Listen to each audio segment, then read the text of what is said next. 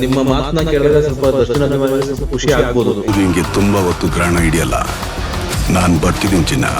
ಈಗ ದರ್ಶನ್ ಅಪರಾಧಿ ಅಂತ ಬರೀ ಆರೋಪಿ ಆಗಿದ್ದಾರೆ.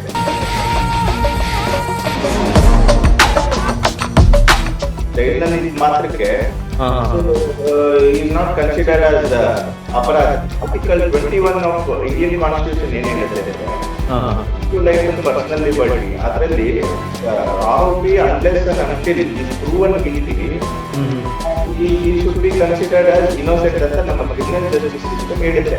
ಓಕೆ.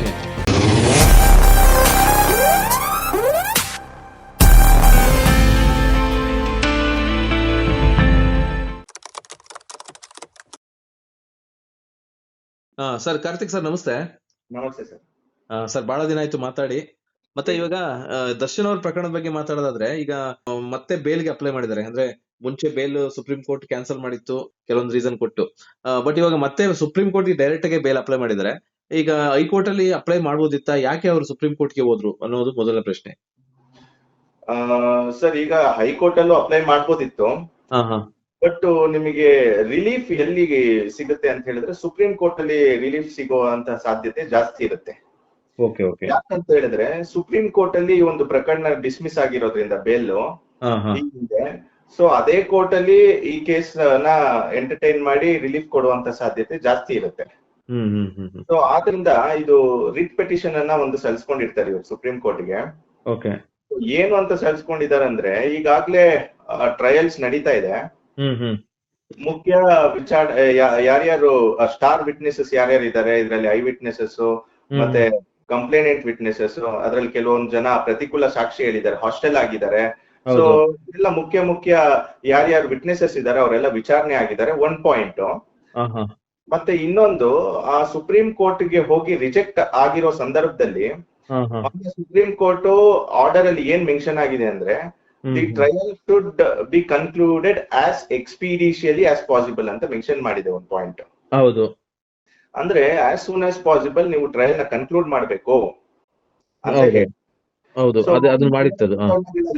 6ರಿಂದ 7 ತಿಂಗಳು 8 ತಿಂಗಳು ಅಥವಾ 1 ವರ್ಷದ ಒಳಗಾಗಿ ಅದನ್ನ ಕನ್ಕ್ಲೂಡ್ ಮಾಡ್ಬೇಕಾಗುತ್ತೆ ಟ್ರಯಲ್ ಕೋರ್ಟ್.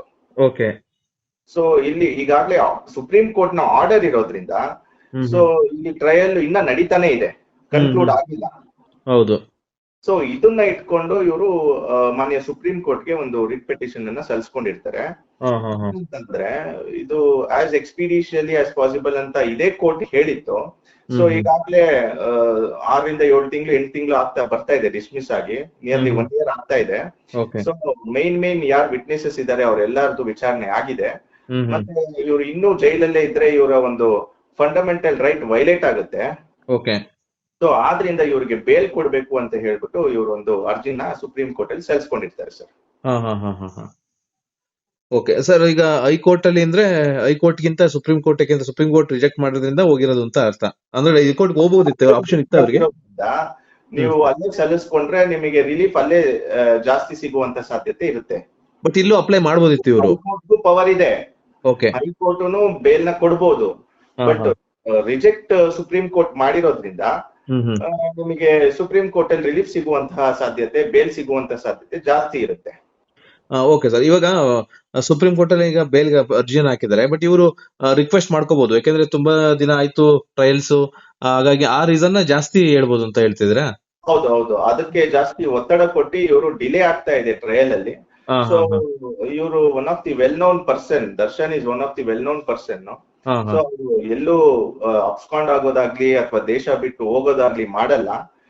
ಅದರಿಂದ ಅವ್ರಿಗೆ ಬೇಲ್ ಕೊಡಿ ಅಂತ ಹೇಳ್ಬಿಟ್ಟು ಇವರು ಒಂದು ಕಂಟೆನ್ಷನ್ ನ ತಗೊಬಹುದು. Point number 1.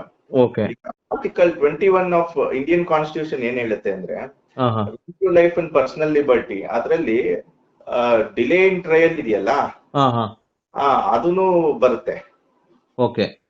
ಏನು ಟ್ರಯಲ್ ನಡೀತಾ ಇರುತ್ತೆ, ಒಬ್ಬ ಆರೋಪಿ unless and until is proven guilty he should be considered as innocent ಅಂತ ನಮ್ಮ ಕ್ರಿಮಿನಲ್ ಜಸ್ಟಿಸ್ ಸಿಸ್ಟಮ್ ಹೇಳುತ್ತೆ. ಈಗ ದರ್ಶನ್ ಅಪರಾಧಿ ಅಲ್ಲ, ಬರೀ ಆರೋಪಿ ಆಗಿದ್ದಾರೆ. ಹೌದೌದು. ಸೊ ಆದ್ರಿಂದ ಅವ್ರ ಮೇಲೆ ಯಾವುದೇ ರೀತಿ ಅಲಿಗೇಷನ್ ಇಲ್ಲ ಅಂತಾನೆ ನಾವೆಲ್ಲರೂ ಅನ್ಕೊಬೇಕಾಗುತ್ತೆ. ಜೈಲ್ನಲ್ಲಿ ಇದ್ ಮಾತ್ರಕ್ಕೆ ಈಸ್ ನಾಟ್ ಕನ್ಸಿಡರ್ಡ್ ಆಸ್ ಅಪರಾಧಿ. ಕರೆಕ್ಟ್. ಫೈನಲ್ ಜಡ್ಜ್ಮೆಂಟ್ ಬೀಳುತ್ತಲ್ಲ, ಆ ದಿನ ತನಕ ನಾವು ಯಾವುದೇ ರೀತಿ ಕನ್ಕ್ಲೂಷನ್ ಗೆ ಬರೋ ಹಾಗಿಲ್ಲ. ಹೌದು, ಖಂಡಿತ. ಇದುವರೆಗೂ ಅವ್ರು ಇನ್ನೋಸೆಂಟ್ ಅಂತಾನೆ ನಾವೆಲ್ಲರೂ ಕನ್ಸಿಡರ್ ಮಾಡ್ಬೇಕಾಗುತ್ತೆ. ಅದೇ ನಮ್ಮ ಕಾನೂನು ಹೇಳುತ್ತೆ. So one of the judgment of Supreme Court ಅಲ್ಲಿ Javed Gulab Nabi Shaikh vs state of Maharashtra. ಈ ಕೇಸ್ ಅಲ್ಲಿ ಏನಾಗಿದೆ, 4 ವರ್ಷ ಡಿಲೇ ಮಾಡಿದ್ದಾರೆ. ಟ್ರಯಲ್ಸ್ 4 ವರ್ಷ ಡಿಲೇ ಮಾಡಿದ್ದಾರೆ.